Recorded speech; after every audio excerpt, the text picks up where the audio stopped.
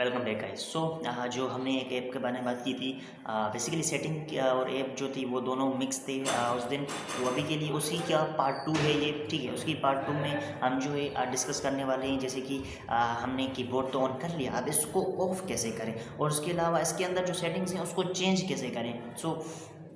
वो सारी की सारी जो भी सेटिंग्स हैं वो मैंने यहाँ पर आपको बता दिया। अब जैसे कि तुम्हें फॉर एग्जांपल मैंने जो है पहले लिखा हुआ था कि आई एम वेटिंग, तो उसका जो है मुझे ट्रांसलेशन मिल गया था, ठीक है।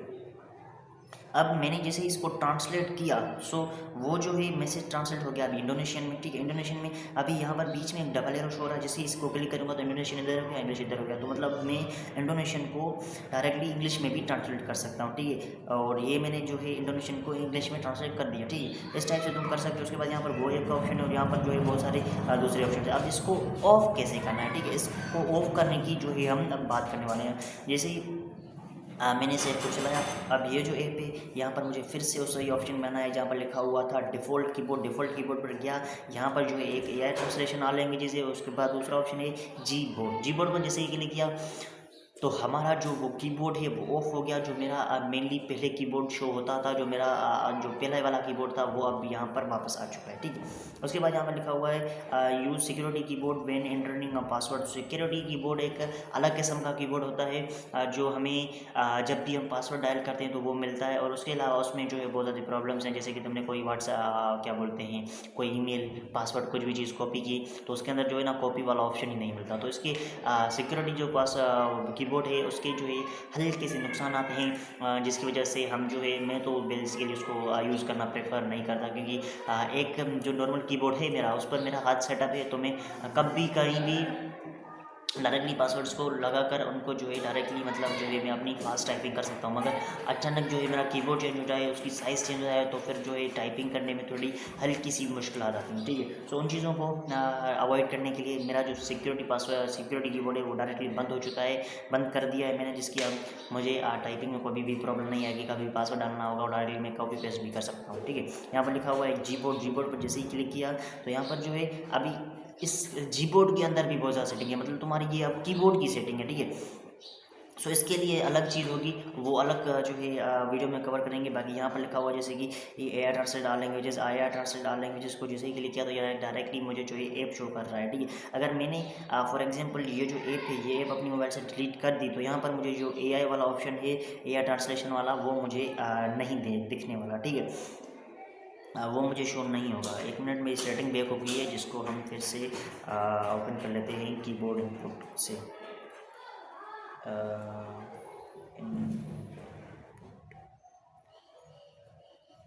Let me search that setting again because ये जो है गलती से बैक हो गई।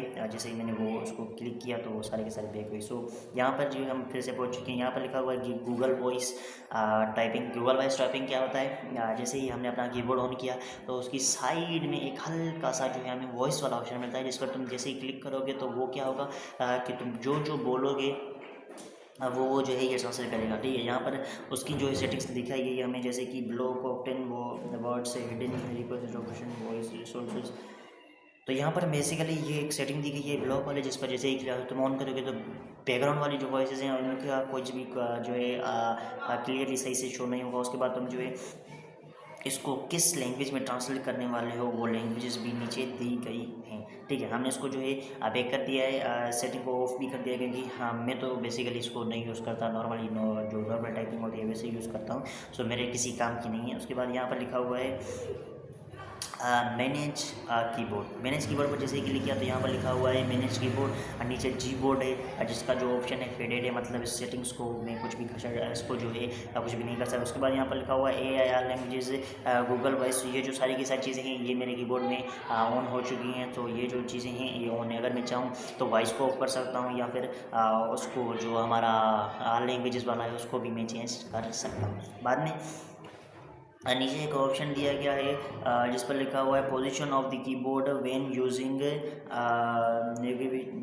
सो यहाँ पर जो है बेसिकली हमें जो इसकी पोजीशन दी गई है, जैसे ही मैं कीबोर्ड ऑन करूँगा तो यहाँ से जो हल्की ये वाली साइड हो गई, ये वाली, यहाँ पर एक ब्लैक कलर की हल्की सी एक जो है शो होगी लाइन।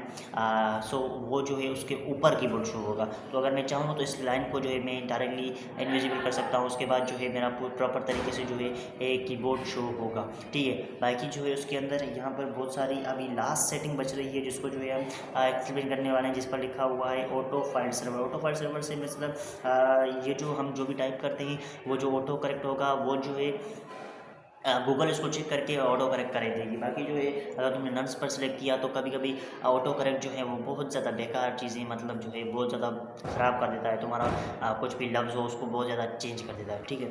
सो इन चीज़ों को थोड़ा जो है तुम्हें अगर गूगल ट्राई करनी है तो गूगल का कर लो, क्योंकि ये भी बहुत ज़्यादा कभी कभी प्रॉब्लम देता है। क्योंकि तुम कुछ वर्ड टाइप करते हो, वो जो है जैसे इस पर क्लिक किया वो फिर ऑटोमेटिकली पता नहीं क्या बन जाता है।